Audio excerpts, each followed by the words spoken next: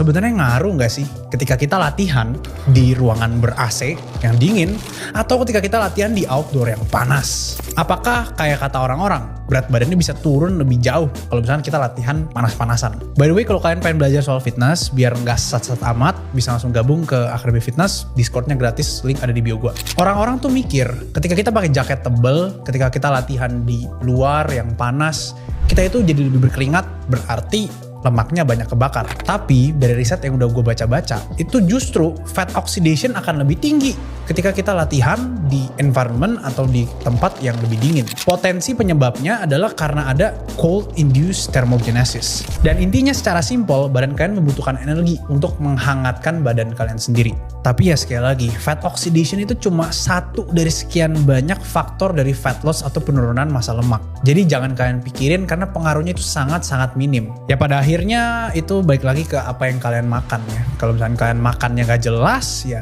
selamanya lah kalian kayak gitu. Jadi intinya jika kalian nyaman ke salah satu lingkungan, kalian lebih nyaman di panas karena lebih gampang warm up, atau kalian lebih nyaman di dingin karena jadi gak keringetan dan gak harus cuci baju. Intinya balik lagi ke kenyamanan kalian. Emang bisa ya kita latihan chest secara terpisah, latih dada atas, bawah, tengah, kiri, kanan.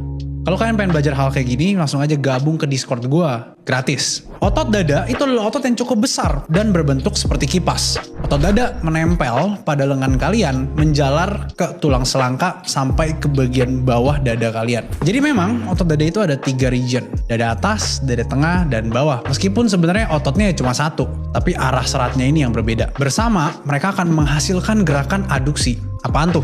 Gerakan yang membuat lengan kalian menempel ke tengah. Sejatinya ya 3 otot ini akan aktif dalam gerakan mendorong. Misalkan seperti bench press ataupun flies. Jika kalian pengen melatih salah satu bagian lebih banyak, sebenarnya kita bisa-bisa aja untuk membias daerah tersebut. Kita tinggal sesuaiin aja arah latihannya.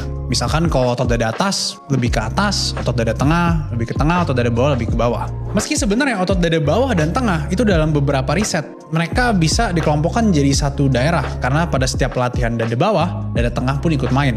Secara riset pada flat bench press, otot dada bagian atas dan otot dada bagian tengah itu cukup aktif. Sedangkan untuk incline itu menunjukkan dada atas mempunyai aktivasi yang lebih besar. Jadi daripada kalian latihan semuanya dibeda-bedain arahannya, kalian bisa untuk cuma pakai 2 gerakan doang. Pakai aja gerakan yang flat dan juga yang incline. Karena 2 itu yang menghasilkan perbedaan yang paling berarti. Jadi stop lah kalian pakai 6 gerakan dalam satu latihan chest kalian. Gak guna. Jadi sebenarnya boleh gak sih kita minum whey lebih dari 3 scoop sehari? Kalian pikir gue bercanda ya? Enggak. Ini pertanyaan yang banyak muncul di TikTok gue. Whey itu cuma susu. Gak ada hal yang magical terkait whey. Kita bisa samain whey kayak dada ayam. Boleh gak kita makan dada ayam lebih dari 3 sehari? Ya boleh. Tapi yang menjadi masalah itu ketika kalian sumber proteinnya cuma dari whey. Jawabannya sesimpel kalian butuh mikronutrisi dan nutrisi lain yang mungkin ada di whole food. Jadi sebenarnya selama seimbang, mau kalian minum whey lebih dari 3 scoop dan kalian cukupin kebutuhan whole food kalian dan mikronutrisi kalian, ya nggak ada masalahnya. Apalagi kalau whey-nya enak kayak Profus Whey Gold ini. Ya kalian bisa bikin overnight oats, kalian bisa bikin pancake, ya sesuka hati kalian. Dan kalian bisa bikin whey ini bagian dari diet harian kalian. Jadi jangan tanya gue lagi, mau kalian minum whey sehari 5 scoop selama nutrisi yang kalian dapat seimbang, no problem. Coba kalian bayangin, kalian lagi datang ke gym, terus tiba-tiba gymnya penuh. Dan alat yang kalian mau pakai, ada yang pakai. Apa yang harus kalian lakuin? By the way, kalau kalian pengen belajar fitness, jangan lupa untuk join Discord Akademi Fitness gratis. Link ada di bio gua. Sebenarnya, ketika kita mau ngomongin latihan yang paling optimal, kita harus lakuin sesuai dengan urutan program kita. Karena gerakan pertama dan gerakan kedua itu biasanya terhubung dan bisa mempengaruhi satu sama lainnya. Let's say bench press dan flies. Kalau misalkan kalian yang ngelakuin flies duluan, nanti bench pressnya bisa turun angkanya. Saran pertama gua ya jangan mental tempe. Kalian datengin orangnya terus kalian bilang, "Gan, aneh mau join Gan."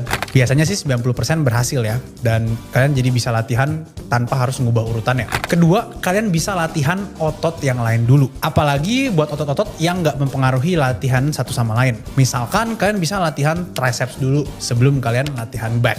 Meski nggak seoptimal yang pertama tadi, tapi at least kalian bisa untuk hemat waktu dan nggak habis waktunya untuk nungguin orang. Kalau udah kepepet dan nggak bisa, ya kalian harus mau nggak mau kreatif. kalian carilah gerakan yang mungkin mirip kayak latihan yang kalian mau lakuin. Ya saran gue kalau emang nggak mau alat favorit atau kesayangan kalian dipakai, ya kalian bisa datang ke waktu yang memang nggak rame gymnya. Atau ya punya gym sendiri.